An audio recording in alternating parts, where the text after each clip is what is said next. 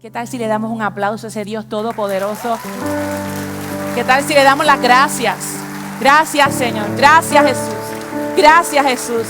Hoy la familia de Mar Azul te dice gracias por haber pensado en nosotros, por no haberte olvidado de nuestra causa, de nuestra necesidad. Gracias por haber muerto en esa cruz. Gracias porque no merecías el dolor, no merecías el sufrimiento. Y aquí estamos para escuchar una vez más lo que nos tienes que decir. Y aquí estamos con el corazón abierto para entregar lo que necesitemos entregar y para recibir lo que necesitemos recibir. En el nombre de Jesús. Puedes tomar asiento. Gracias, Señor, porque tú estás en medio nuestro. Si hoy estás aquí con nosotros por primera vez, esta es la iglesia que más le gusta aplaudirle a la visita. Así que una vez más, este aplauso es para ti.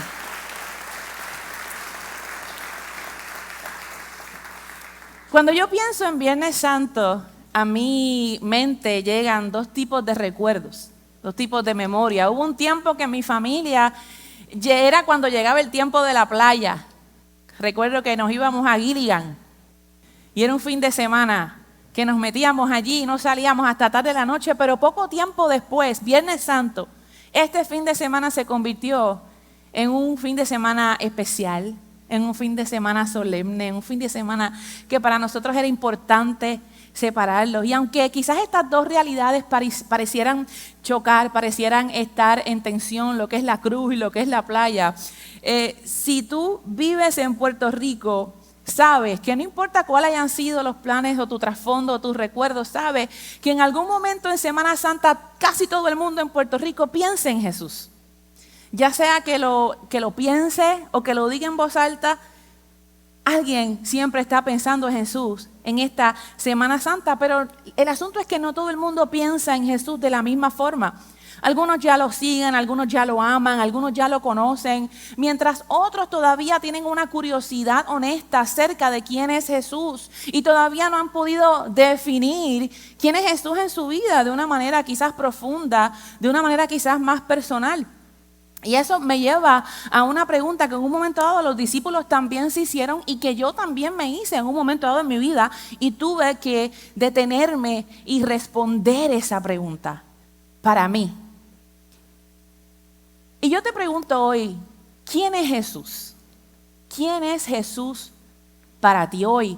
Más allá de ir a nuestros trasfondos familiares o nuestras opiniones acerca de quién es Jesús, vamos a acercarnos a unas palabras que Dios Padre dijo y habló, porque es importante que para nosotros entender quién es Jesús y qué fue lo que vino a hacer en la cruz, tenemos que entender quién es Jesús ante los ojos de aquel que lo envió.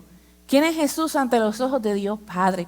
Y eso es exactamente lo que vamos a estar haciendo hoy, esta mañana. Nos vamos a acercar a unas palabras específicas que Dios habló sobre Jesús. En Mateo 12, 18 al 21 dice: este es mi siervo, a quien he escogido, mi amado, en quien me deleito. Sobre él pondré mi espíritu y proclamará justicia a las naciones.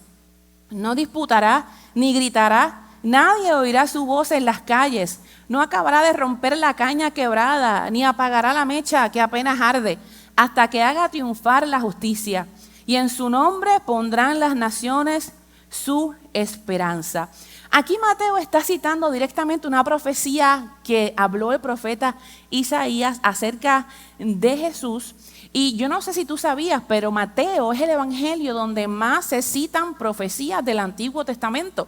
Y Mateo lo está haciendo porque Mateo escribe directamente a una audiencia judía que estaba esperando el cumplimiento de la promesa. Así que él se preocupa por dejar claro que Jesús es el cumplimiento de la promesa del enviado que Dios dio hace 700 años antes de su nacimiento. Esta profecía se escribió 700 años antes de su nacimiento. Y como primero muestra esta profecía a Jesús, el primer carácter que Dios quiere resaltar de su Hijo Jesús es: este es mi siervo a quien he escogido. Y es interesante porque pudiéramos tener la curiosidad de por qué en esta profecía particularmente Dios no comienza como en otras ocasiones que dice, este es mi hijo, ¿verdad? Y le habla sobre mi hijo, sino que específicamente se detiene y dice, este es mi siervo. Y esto es maravilloso porque Dios está tratando de dejar en claro que Jesús viene a servir. Que lo primero que Jesús viene a hacer a la tierra es servir, y el único que tenía el derecho de exigir que le sirvieran, decidió venir a servir. Y todos nosotros tenemos una noción de lo que es un buen servicio. Cuando vamos al restaurante y de repente nos encontramos al mesero o a la mesera que está de mal humor, que no está dando, tú sabes, no nos está atendiendo bien, que le pides algo y no llega, y de repente te tienes que comer el mofongo sin mayo ketchup, o te tienes que comer la ensalada sin aderezo. Y cuando te montas en el carro dices, esto realmente fue un mal servicio. Todos nosotros sabemos lo que es un buen servicio. Un buen servicio es poder sentirnos atendidos, que piensen en nosotros, que se preocupen por nuestras necesidades. Que no se olviden, pues cuando Dios Padre dice de Dios Hijo, este es mi siervo, se refiere a alguien que con seguridad va a venir a servir, va a pensar en nuestras necesidades, va a pensar en las necesidades de los demás. Y esto es lo que hace un siervo. Siervo significa que está pensando en los demás. Y mira lo que Pablo habla en Filipenses. Cada uno de ustedes debe velar no solo por sus propios intereses, sino también por los de los demás. La actitud de ustedes debe ser como la de Cristo Jesús, quien siendo por naturaleza Dios, no consideró el ser igual a Dios como algo a que aferrarse.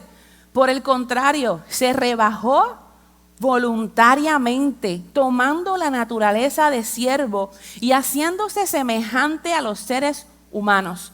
Y al manifestarse como hombre, se humilló a sí mismo y se hizo obediente hasta la muerte, y muerte de cruz. ¿Sabes que yo creo que el corazón de siervo de Jesús no estuvo tan presente como en todo su ministerio terrenal en las últimas 24 horas de su vida? Casi todo el mundo aquí sabe lo que sucedió en sus últimas 24 horas. Lo han escuchado, lo han leído. En Semana Santa posiblemente siempre lo estamos escuchando. Ahí estaba Jesús a punto de ir a la cruz. En pocas horas el justo iba a ser crucificado, cargando el pecado del mundo. Luego de haber alimentado a miles milagrosamente, luego de haber sanado a miles de enfermos, luego de haber bendecido tantas personas con la palabra de Dios. Pero allí estaba sentado en su última cena, queriendo tener una conversación importante con sus discípulos. Y la conversación que estaba imperando en aquella mesa era quién de ellos era el más grande. Y ahí estaba el justo, que sabía que en pocas horas iba a ser crucificado. Y yo quiero que tú vayas conmigo para que tú veas cómo Jesús responde a esta situación. Juan 13, 3-5 dice, Jesús sabía que el Padre había puesto todas las cosas bajo su dominio y que había salido de Dios y a Él volvía.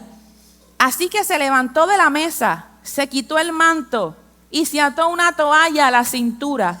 Luego echó agua en un recipiente y comenzó a lavarle los pies a sus discípulos, secándoselos con la toalla que llevaba a la cintura. Yo quiero que ustedes sepan que este era el trabajo del siervo más humilde en una casa.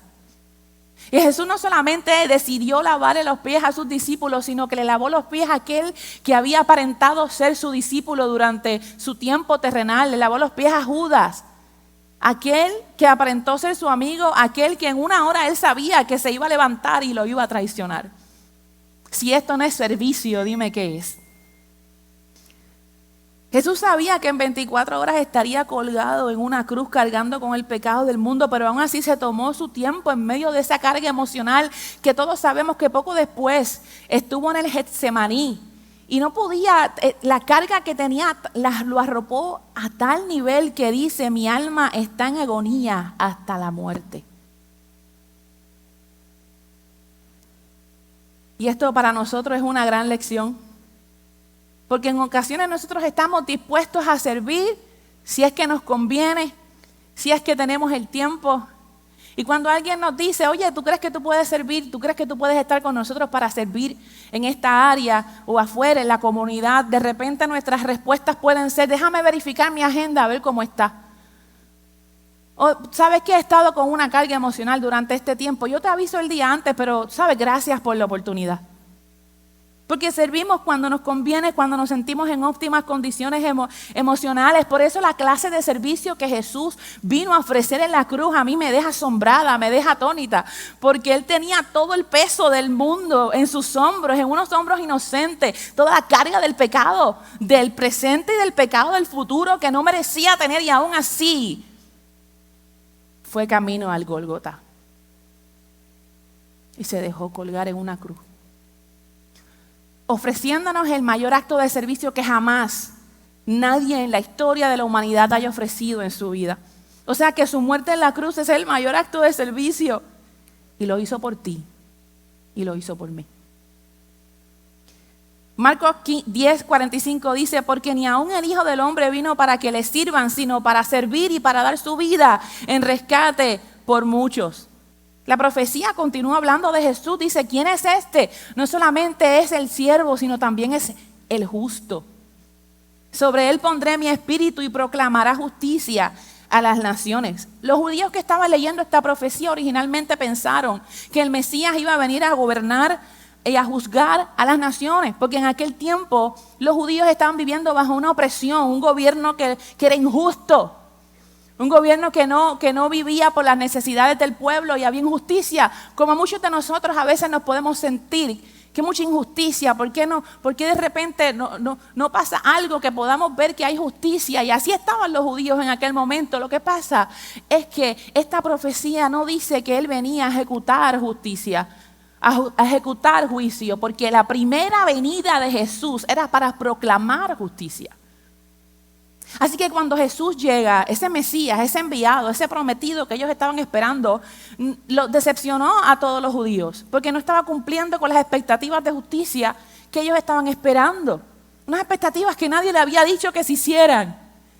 Y allí estaban, con expectativas de que Jesús sacara la espada, hiciera un golpe de estado y cambiara todo lo que estuviera pasando. Y mientras ellos estaban pensando en la justicia presente, Jesús vino a la tierra para satisfacer la justicia de Dios, las expectativas de la justicia de Dios y no las expectativas de la justicia humana. Porque la justicia es relativa para nosotros. Lo que para mí es justicia, para ti no lo es. Así que Jesús claramente vino a satisfacer la justicia de Dios. ¿Y cuál era la justicia de Dios? Liberarnos a ti y a mí de la muerte eterna. No solamente estaba pensando en aquel presente, Él estaba pensando en el resto de la humanidad. Él estaba pensando en ti, Él estaba pensando en mí. Así que Jesús vino y dijo, yo seré el que satisfaceré la justicia de Dios Padre. Y de la única manera que esto podía pasar era que alguien muriera. Porque el pecado tenía que ser castigado, porque Dios es justo. Y a lo mejor nosotros pudiéramos decir, hay pecados que yo puedo decir que es menos malo, hay pecados que es más malo, hay algunos que yo puedo ignorar, pero hay otros pecados que yo no puedo ignorar. Pero la justicia de Dios dice que se tiene que castigar todo el pecado. El pecado tenía que ser castigado. Y tú sabes que posiblemente esto es una revelación para ti hoy, como lo era para mí. En algún momento dado yo sabía que Él había muerto, pero no sabía por qué tenía que morir. Hasta que lo vi. Hasta que Él en su misericordia me lo mostró y me dijo, eras tú, era yo. Y entonces ahí me di cuenta que Jesús mismo se ofrece para que la ira y la justicia de Dios se consumaran dentro de la persona de Jesús en la cruz del Calvario. Y que a ti y a mí nos tocara un regalo de redención y salvación sin haberlo merecido a causa del justo, que no lo merecía, pero pagó el castigo que te tocaba a ti y que me tocaba a mí. Aquellas personas estaban pensando en una justicia pasajera, que posiblemente cuando esa generación se muriera venía otro gobierno y los iban a volver a oprimir, pero Jesús estaba diciendo, yo te voy a dar una justicia. Yo tengo una justicia que tengo que cumplir ahora, que es más importante, que te va a dar salvación eterna, te va a librar de la muerte, no va a permitir que sigas atado al pecado, te va a dar la libertad a la esclavitud de tus pecados. Ese fue Jesús haciendo justicia, una justicia que tú y yo no merecíamos.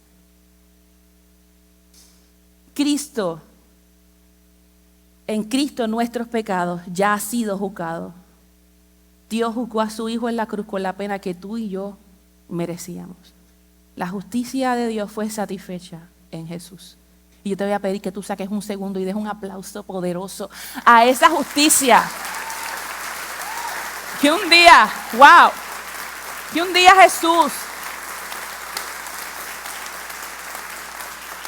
cuando Dios dijo a quién voy a enviar, Jesús dio un paso al frente y dijo, envíame a mí, yo iré. Wow. Isaías 53:5 dice, mas el herido fue por nuestras rebeliones, molido por nuestros pecados, el castigo de nuestra paz fue sobre él y por su llaga fuimos nosotros curados. Él tomó mi lugar, Él tomó tu lugar.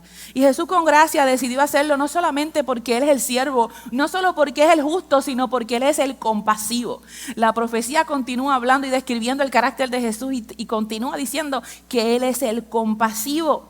No acabará de romper la caña quebrada ni apagar la mecha que apenas arde. Aquí hay dos imágenes de gentileza que muestran ternura y que muestran compasión hacia los quebrantados, hacia los heridos, hacia los afligidos. Caña cascada se refiere a esta bambúa, esta rama que está golpeada ya junto al agua a punto de quebrarse, a punto de romperse.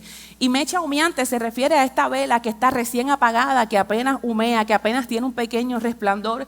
¿Qué representan estas imágenes? Estas imágenes representan a los que sufren, a los abandonados, a los rechazados, a los heridos, los que están cansados y ya no pueden más, los que están al borde de tomar una decisión que no está en los planes de Dios para tu vida. Esta profecía está diciendo que Jesús no vino para terminar de romperte, Él vino para restaurarte. Wow. No vino a decirte ya no sirves, Él vino a decirte todavía hay esperanza. Eso es lo que significa esa profecía de compasión. No vino a desechar, vino a restaurar. No viene con un sentido de superioridad como si fuera un elefante caminando por una cristalería. Él viene con sutileza, Él viene con gentileza. Él viene entendiendo lo que hay en el corazón de las personas, respondiendo con compasión. Cuando vemos la historia de los dos ladrones, nos encontramos al justo en medio de dos ladrones que estaban pagando por crímenes que sí habían cometido. Y al principio de esta escena, aquellos dos los estaban insultando. Aquellos dos se estaban burlando de él, pero de momento hubo un cambio en el corazón de uno de los dos. Que mientras el otro estaba insultando a Jesús, uno de los dos le dice, ni siquiera temes a Dios tú que estás bajo la misma condena. Nosotros merecemos morir porque lo hicimos, pero este hombre no ha hecho nada malo. Y todos nosotros podemos encontrarnos en la posición de estos dos ladrones con estas dos voces. Posiblemente está la voz del ladrón malo, como yo le digo, que nunca reconoció el que estaba a su lado.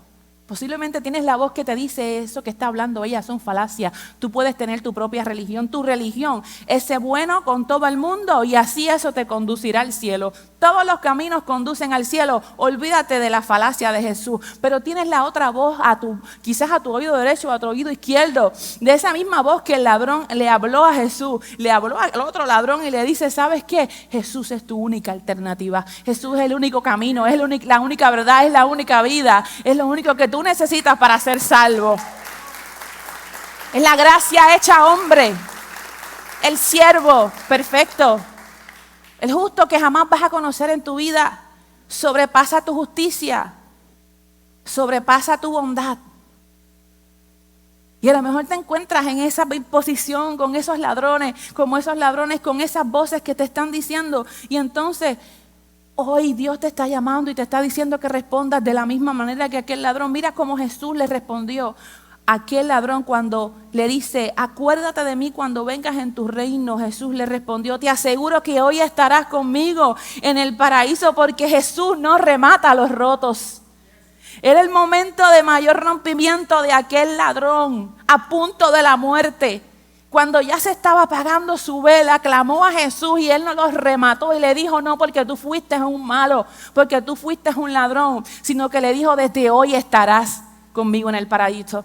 Y yo no sé quién eras tú antes de llegar aquí. Yo no sé quién fuiste tú esta mañana. Yo no sé qué pensamiento tienes en tu corazón. Yo no sé quién te está señalando en tu corazón y te está diciendo que ya no sirve, que tu tiempo se acabó, que ya no hay esperanza. Yo te tengo que volver a decir que Jesús no vino a rematarte donde tú estás. No vino a soplar la poca luz que te queda. Él vino a decirte hoy todavía, a estas alturas, mi esperanza sigue estando viva para ti. Hoy, más de 2000 años, hace más de 2000 años, el último punto es que Él nos promete una esperanza. Jesús es la esperanza del mundo, el último punto de la profecía. Y en su nombre pondrán las naciones su esperanza. Esta profecía no era solamente para los que vivían en Israel. Tristemente muchos piensan eso. Pero esta profecía era para extenderla todavía a nosotros. Y hay una esperanza que se extiende, que se ha extendido a través de todos los años y nos sigue diciendo, no es solo para el pueblo de Israel, para aquel linaje, esto es para ti, esto es para mí, esto se extiende la esperanza y no es cualquier esperanza.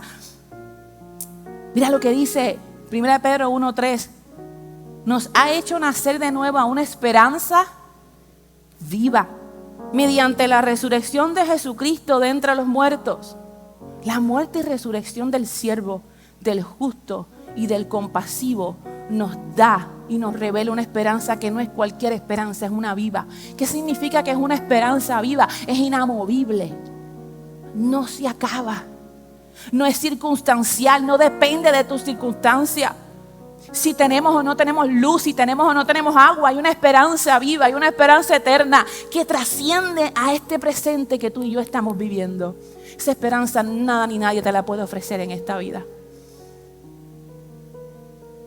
No es una ilusión y no es una emoción pasajera. Quiero que te pongas de pie conmigo.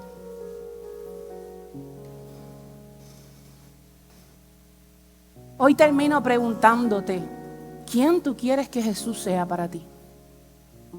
¿Quién es Jesús para ti? No pienses en lo que tu familia quizás te enseñó, te mostró con ejemplo. No, ¿quién es Jesús para ti hoy que escuchaste? ¿Quién es Jesús para su Padre? ¿Sabes que alguien puede venir a decirme, yo conozco a tu hijo Adrián, de 8 años, y conozco sus intereses, ya yo lo tengo leído? Espérate, nadie puede conocer más a Adrián de lo que yo lo conozco ahora solo con 8 años, o mi esposo. Si alguien conoce el carácter de Jesús, su Padre, y más Él, que era Dios mismo, puede hablar de Él mismo y de lo que te quiere ofrecer hoy. ¿Quién es Jesús para ti?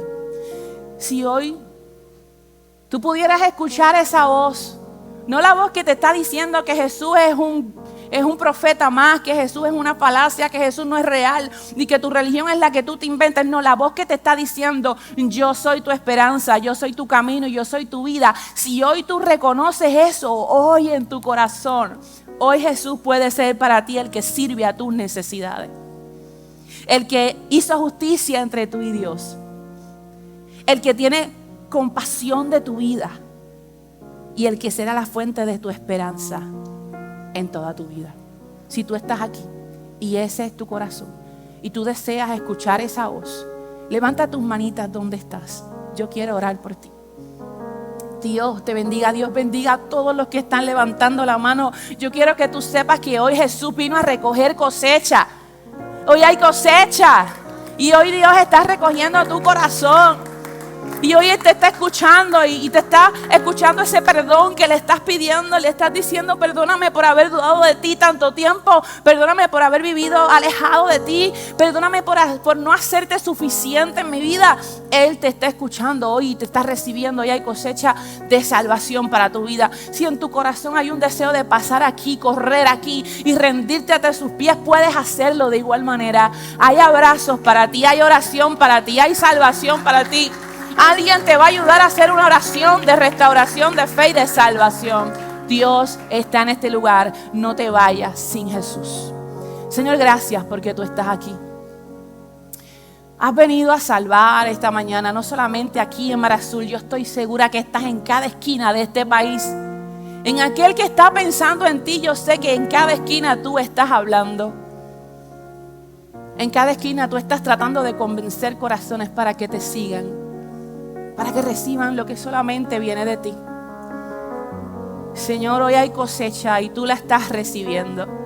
Hoy hay cosecha y hay fruto, Señor, y tú la estás recogiendo en tu regazo. Hoy muchos nombres se escriben en el libro de la vida, Señor. Hoy es una mañana de salvación para muchas familias. No solamente aquí, sino en todo Puerto Rico, Padre, tu salvación se ha mostrado hoy viernes hermoso. Sigue salvando, sigue sanando, sigue restaurando. Tú estás aquí, Señor. Tú estás aquí.